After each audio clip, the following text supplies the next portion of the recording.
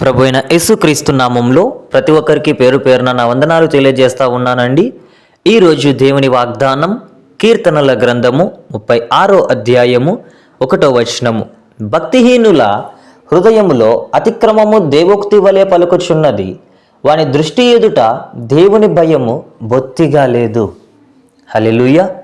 ఈ దినం దేవుడు మనతో మాట్లాడుతూ ఉన్నటువంటి మాట, ప్రియ సహోదరి సహోదరుడా, ఈరోజు నీవు క్రీస్తుని వెంబడిస్తూ ఉన్నటువంటి బిడ్డగా, క్రీస్తుతో సహవాసం కలిగినటువంటి బిడ్డగా, క్రీస్తును రుచి చూసి ఆయనను వెంబడిస్తున్నటువంటి నీవు దేవుడంటే భయము లేకోకుండా, హల్లెలూయా, భక్తిహీనత చేత అతిక్రమము చేత ఎన్ని మార్లు నీకు మందిరంలో చెప్పినప్పటికీ, వాక్యం ద్వారా హెచ్చరించినప్పటికీ ఈ పాపమును చేయమాకు, ఈ లోకంలో కలుగుతున్నటువంటి ఆశలను నెరవేర్చమాకు, ఈ లోకము నుంచి, ఈ లోక మాటల నుంచి, ఈ లోకపు మాలిన్యము నుంచి నువ్వు దూరముగా పారిపో అనేసి దేవుని వాక్యము నీకు అనేక మార్లు చెప్తా ఉన్నప్పటికీ కూడా నీ దృష్టి ఎక్కడున్నదో ఒక్కసారి ఆలోచించే ప్రియ సహోదరి సహోదరుడా.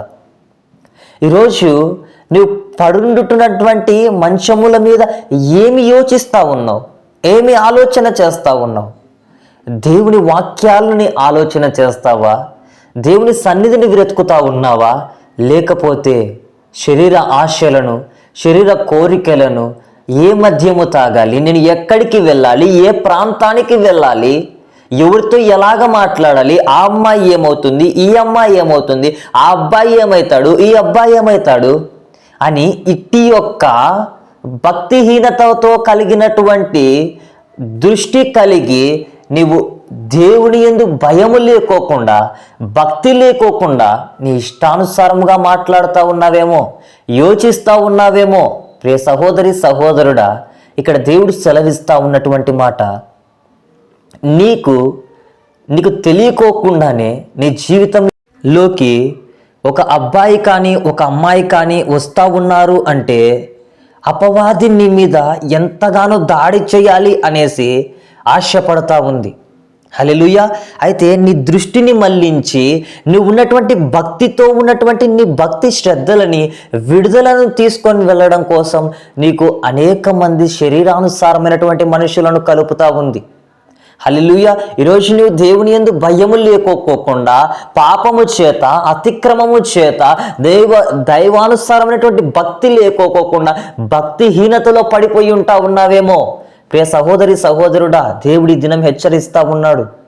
నీ పాపములు ఏమై ఉంటా ఉన్నాయి, నీవు ఆలోచించేటువంటి ఆలోచన విధానం ఎట్టి రీతిగా ఉన్నది, సాతానుకు సాదృశ్యముగా ఉన్నదా, దేవునికి సాదృశ్యముగా ఉన్నదా? నరకం పాలైతావా? పరలోక రాజ్యానికి నువ్వు వెళతావా? శుభములను నీ నోట ఉంచుకుంటావా? లేకపోతే దరిద్రతను, ఈ లోకంలో ఉన్నటువంటి కష్టాలను, నష్టాలను, కన్నిటిని నీ చేతిలో ఉంచుకుంటావా? ఒక్కసారి ఆలోచన చేయి ప్రియ సహోదరి సహోదరుడా. ఈరోజు భయము లేకోకుండా ఉంటా ఉన్నావేమో. ఆ రోజు దావీదు భక్తుడు తప్పు చేశాడు, అయినప్పటికీ భయముతో ఆయన సన్నిధిలో వణుకుతో పాపములు ఒప్పుకొని అనేక మార్లు ప్రాయశ్చిత్తపడి ఉంటా ఉన్నాడు. పేతురు కూడా దేవుణ్ణి ఒప్పుకోలేదు, లాస్ట్కి భయపడి దేవుని సన్నిధిలో కనిపెట్టుకొని ప్రార్థించి ఉన్నాడు. హల్లెలూయా. ఈరోజు భయము లేకోకుండా, ఆ రోజు పౌలు భక్తుణ్ణి తీసుకున్నట్లయితే ఎంతగానో అనేక మందిని హింసించినటువంటి పౌలు భక్తుణ్ణి దేవుడు పట్టుకుంటాం, వెంటనే అతని హృదయం మార్చబడి దేవుని సన్నిధిలో కనిపెట్టుకొని ప్రార్థించడం మొదలుపెట్టాడు. ఈరోజు ప్రియ సహోదరి సహోదరుడా, నీ హృదయం ఎట్టి రీతిగా ఉన్నది, నీ కోరికలు, నీ ఆశలు ఎట్టి రీతిగా పని చేస్తూ ఉన్నాయి? ఈరోజు భక్తిహీనతలో ఉన్నావా, లేకపోతే భక్తి పరుడవై వెళ్తా ఉన్నావా? ఒక్కసారి ఆలోచన చేసుకో. దేవుడి దినం హెచ్చరిక చేస్తూ ఉన్నాడు. హల్లెలూయా. దేవుడి వాక్యమును దీవించును గాక. ఆమేన్. ప్రార్థన. మిక్కిలి ప్రేమ కలిగిన దేవా, మాట్లాడిన ప్రతి మాటను బట్టి నీకు స్తోత్రాలు. మా దృష్టియునైనా తండ్రి, భక్తిహీనత చేతనైనా మేము పడిపోయినటువంటి స్థితిలో ఉంటా ఉన్నామేమో ప్రభువా. మమ్మల్ని కట్టమని, అభిషేకించమని, కృపలో జ్ఞాపకం చేసుకోమని ప్రార్థిస్తున్నాను తండ్రి. ఆమేన్.